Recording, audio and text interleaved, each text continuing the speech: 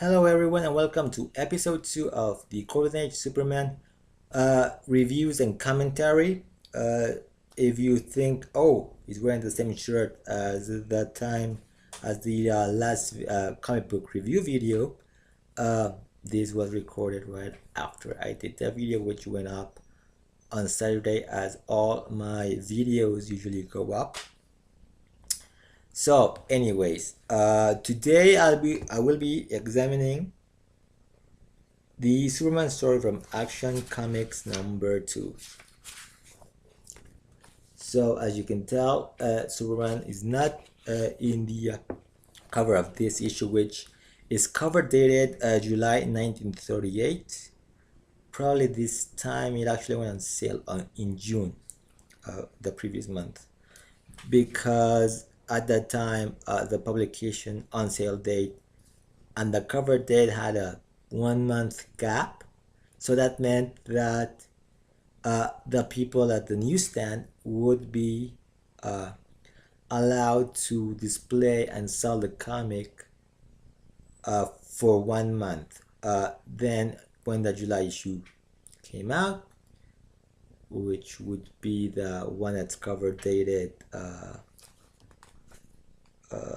August, would go up, and this one and any unsold copies would be returned to be destroyed. These days, and if you really look, if you remember maybe a few years ago when you had a cover date, on the cover it had a 2 month gap. It has a 2 month gap from when you went on sale. Even now they have that 2 month gap of a cover date, but it's no longer the cover anymore. It's in the indicia, and that's just customary these days. They aren't even putting cover dates anymore. Anyways, so as you can tell, no Superman on the cover, because as I explained in the last episode, one of the heads of Detective Comics Inc., Harry Donenfeld, didn't really like Superman and thought that character was ridiculous and shouldn't have any actual space, even any space on the cover, though that character was the hook for Action Comics, for Action Comics, and because Superman was the moneymaker, finally decided to put Superman on the cover, in every cover of Action Comics. But he does show up a few issues later on the cover. So this issue story picks up where the story from Action Comics number 1 ended, which, as we may recall, Superman had grabbed this lobbyist, Ike Greer, when he saw him, corrupting or paying out a senator.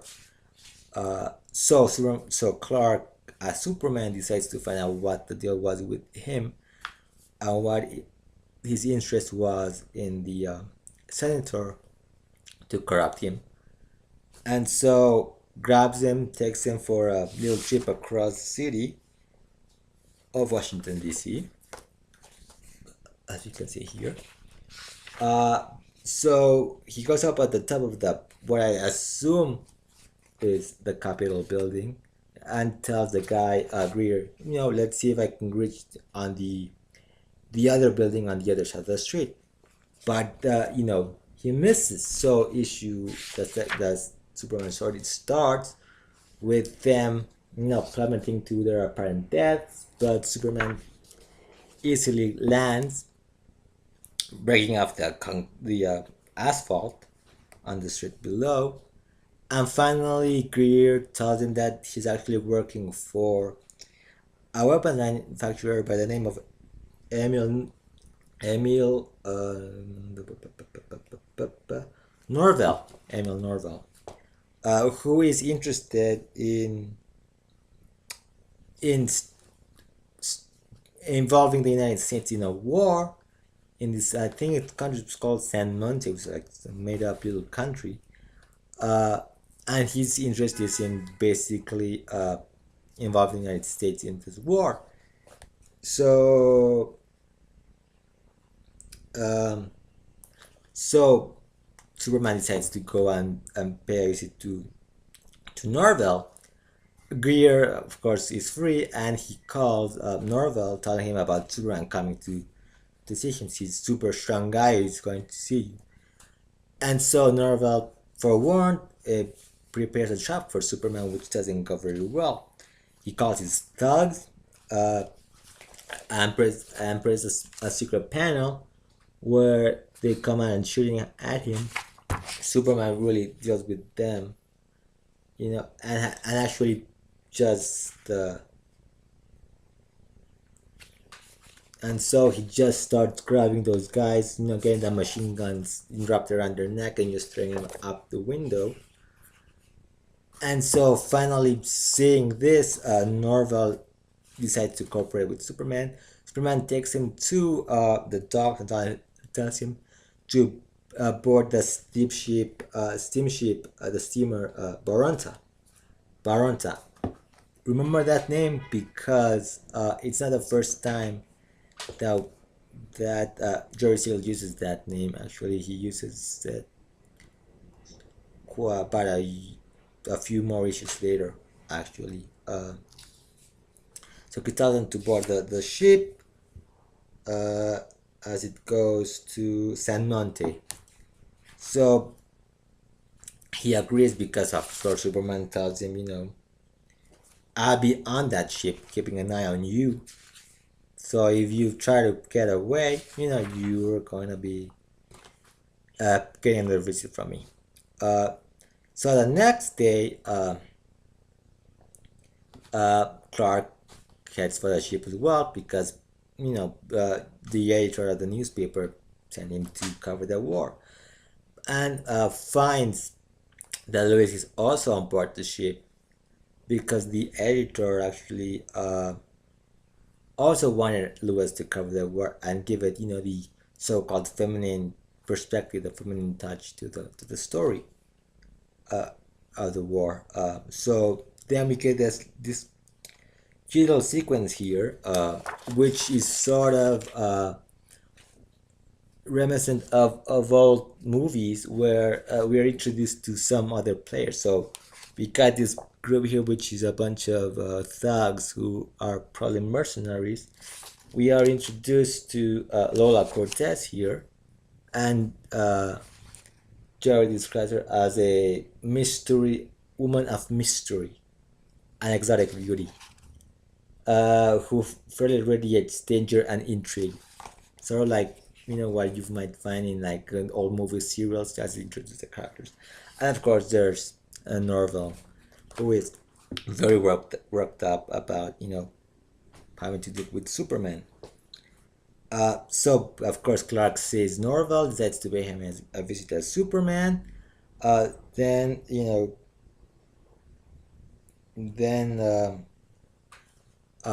Norvell decides to hire the thugs to take care of Superman, promising them a great deal of money for them to offing up Superman, not really knowing who he was up against, who they are up against. So one night, for some unexplained reason, we see Superman, Clark, dressed as Superman, on deck, which is kind of odd. And these thugs come behind him and surprise him. Superman sort of taking aback and falls off the ship, but instead of returning, decides to swim the rest of the way, while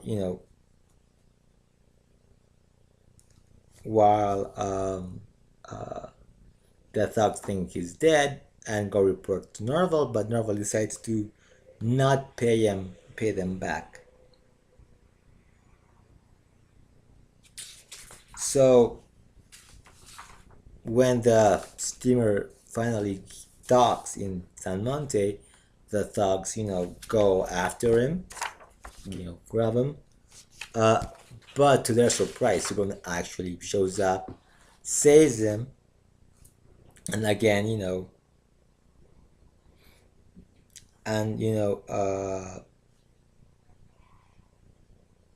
and deals with the thugs, and again, sort of threatens. Roman threatens again.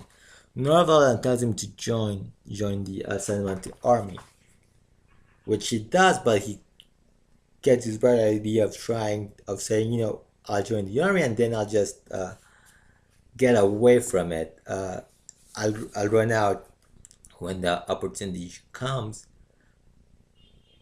But to his surprise, Superman also enlists in the army. Now, this is something we'll see a lot in these early stories, which is basically Superman showing up as Superman, Clark without his glasses and costume, and just sort of either dressed as a civilian or impersonating someone or going undercover as himself, just a little change here and there, and not a lot of Superman in costume. So some of the stories we'll be checking out in the future will actually see Superman not actually wearing his colorful costume, but sort of showing up without it. Uh, without it. So, anyways, they go to war. So we see these various scenes in the battlefield. Uh, you know, and for example, here, as Norval experiences war, he basically says, for example, this is no place for a sane man. I'll die. And he says, and Superman just answers him like here. He says, I see when it's your own life that's at stake, your viewpoint changes. So we have a man who builds weapons of war, who advocates for war so he can, make a profit. And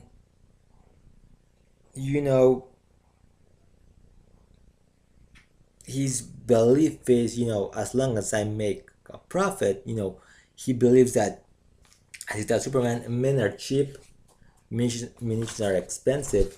So once you really experience it, that's where Superman says your viewpoint changes, because now it's your life that's on the line. It's not some soldier whose name you don't know who risks his life in this terrible place, or the terrible places that brings us war.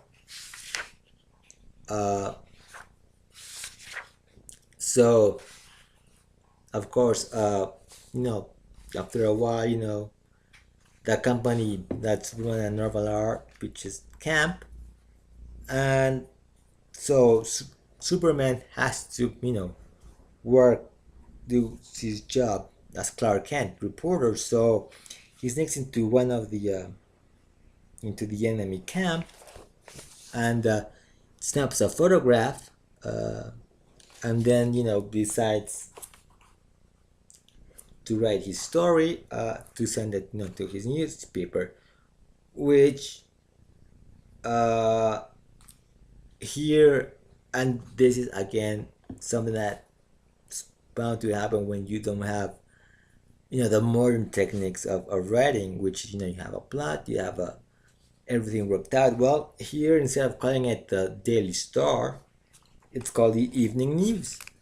So even Jerry, as he was writing this story, really didn't have a proper name for the newspaper, and so I think it's we get in issue 1, the first story, he's a reporter for the Daily Star, and then suddenly we get this big switch where the newspaper is called the Evening News in Cleveland, not even Metropolis, which I don't think at this point the city wasn't really named Metropolis, that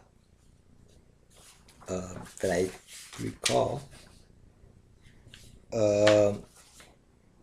that I recall. So the city didn't really have a name.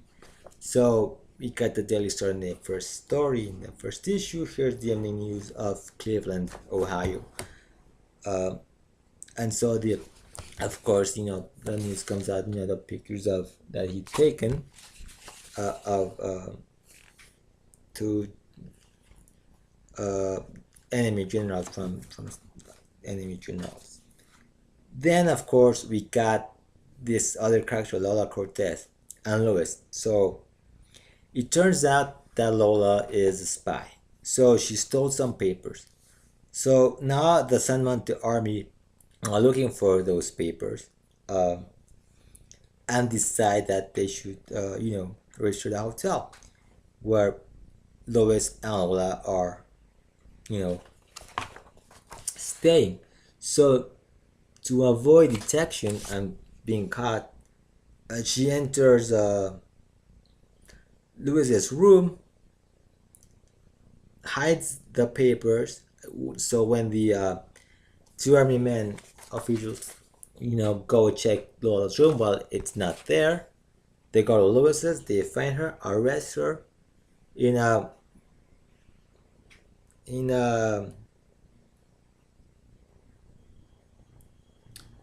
and she goes to court and quickly is convicted to be executed for espionage.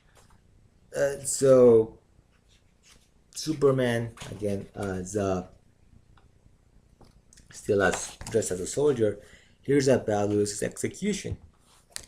So now as Superman again with his brightly colored costume saves Lewis from death, and on the way to take it of and during the rescue, as Superman gets away with Lewis, he also saves a soldier who was going to be tortured, grabs the enemies that are torturing the young man, and basically just throws them over yonder, far away. So did they live? Did they die? We don't know, but it certainly seems that the speed and the force of gravity would probably ended up having those men being killed. So yes, Superman either did kill at times or let people die, as we'll see in other stories. So Superman frees the soldier and takes Lois back to the dog and tells her to go back to and live San Monte, and Lois is just taken by Superman here, and basically she just asks him when she'll be able to see him again, and Superman says, "Who knows? Perhaps tomorrow, perhaps never." As we know that never really happens. It's always Lois getting into trouble, getting a story that will bring Superman to her aid at various moments, times. So again, Superman has to go back to the battlefield, and so he's flying there, well, jumping around, heading there. A pilot sees him. Marvel thinks, this guy is going, this flyer is going to kill Superman and have the guy taken care of, but Superman takes care of the enemy pilot, and basically he's really turns to a fright because he survived, and finally he tells Superman to return to the US because he has grown to hate war, because he actually experienced that. And Superman agrees, but tells him he has to stop manufacturing munitions. And as he heads up, the Baronza again, he basically says the only thing he'll be manufacturing will be firecrackers. So finally, the story ends with Superman grabbing the opposite generals. The guy from Sanonte. He's the enemy general, and he tells them, fight, duke it out, get some fisticuffs here, box for it, like he says, go fight, go ahead, fight, or I'll clean up both of you myself. He's telling, okay, fight. And the generals are like, why should we fight? We're not angry at each other. Right here. We're not angry at each other. So then Superman asks, why are your armies battling? And they really have no reason to explain why they are at war. So Superman basically tells them, gentlemen, it's obvious you've been fighting only to promote the sale of munitions. Why not shake hands and make up? So they shake hands, and the war is ended. So basically, this story, the war ends. Superman Clark returns to the United States. His editor tells him, that since he's been gone, there have been no Superman stories. And Clark tells them, somehow he'll show up again soon. So this is, like I mentioned before in the last episode, the story of Action Comics #1 isn't really a story. It doesn't really have a beginning, a middle, and an end.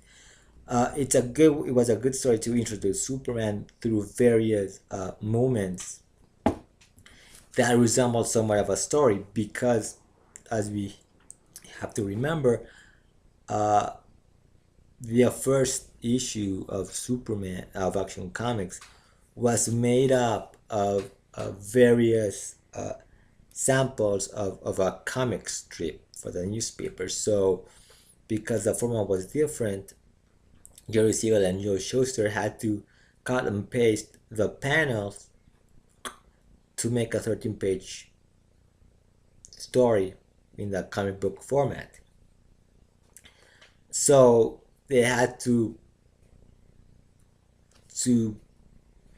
put all these little pieces together and make a somewhat coherent story that would fill those 13 pages, which they did very well.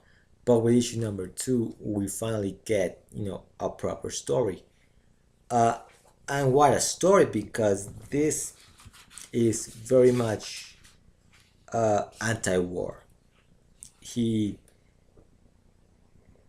This is a very early reference, I think, to the sort of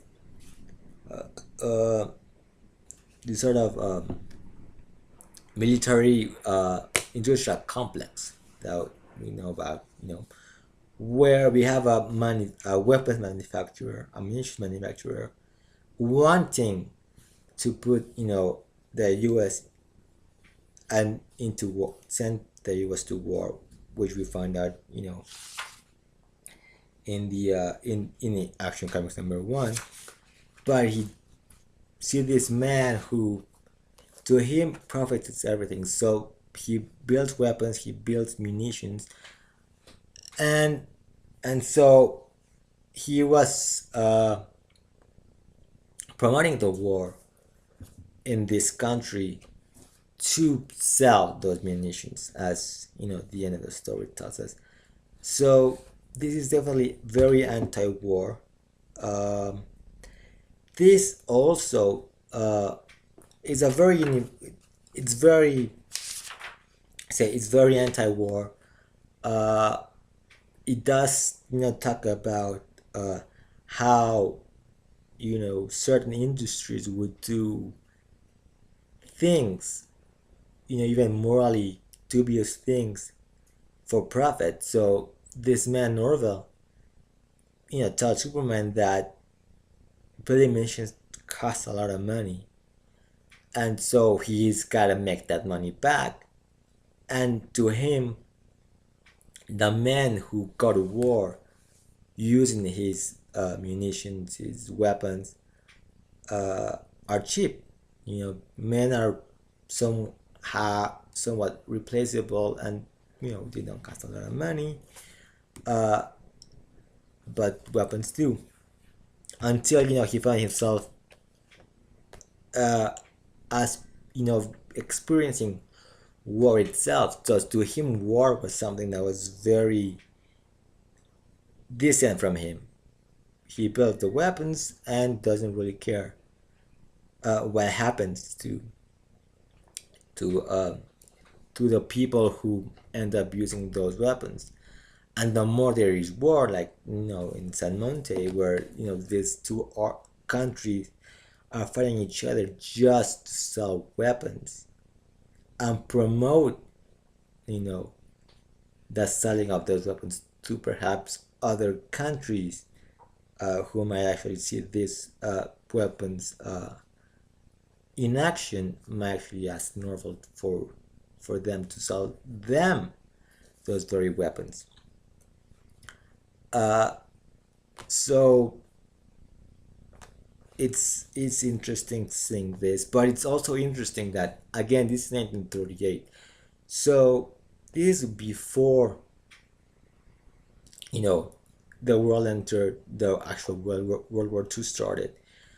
But historically speaking, the United States at this point really wasn't very interested in being active on helping Europe deal with Hitler, because he is being seen as a bit of a warmonger, provoking other nations, but other nations also didn't really want war because of not too long ago they had World War One, which was terrible. The Great War was terrible, and so we'll be seeing another story. The story that introduced us to Luthor, which is a two-part story, where again Superman has to deal with war and stopping that war, which it does. We'll get into that later. I don't want to spoil anything, but the sentiment at that time, 38, 39, when the war actually started officially, the United States really didn't want any sort of war. It was Europe's problem. It wasn't theirs. Why should they get involved?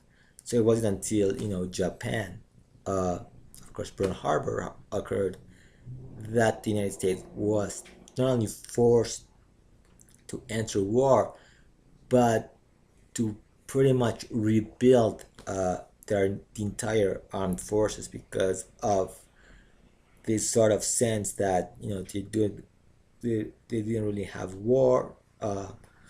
They weren't really prepared. A lot of the technology early on, when the United States got involved, was from the First World War, and didn't take them a little while for them to sort of modernize the army. So something like this story, which of course is nowadays, it does transcend, its period in history. It becomes a much more universal story. But at this point, I'm pretty sure George Siegel was just, getting his ideas from what had what the political environment, the social environment, the events of the day, and not much thinking further than that. But again, the fact that we're dealing with, a man profiting from war, becoming the main, and the message at the end as well, does go beyond that historical moment. But if you really look into history, that was the sentiment, the feelings of the American people at that time, which was, we don't want to get involved in war, and whatever is going on in Europe, we don't want anything to do with that. In 1939, September 1939, there was a joint session of Congress where Roosevelt was talking about if the United States should continue to send support to both European allies as well as Germany, or if they should be being neutral and not taking any sides, or if you should take a side. So definitely seeing these early stories, we have to take into account the historical moment they were written, as well as how these stories these days still have a meaning, that still have a place in modern in our modern world. So that's it for this edition of the Golden Age Superman reviews and commentary. And I will end this, as I always end all my videos with, until next time, keep smiling, and don't forget to leave a like, comment. If you're coming for the first time and haven't subscribed, please do so. As always, have a great day, and of course, as I said before, until next time, keep smiling.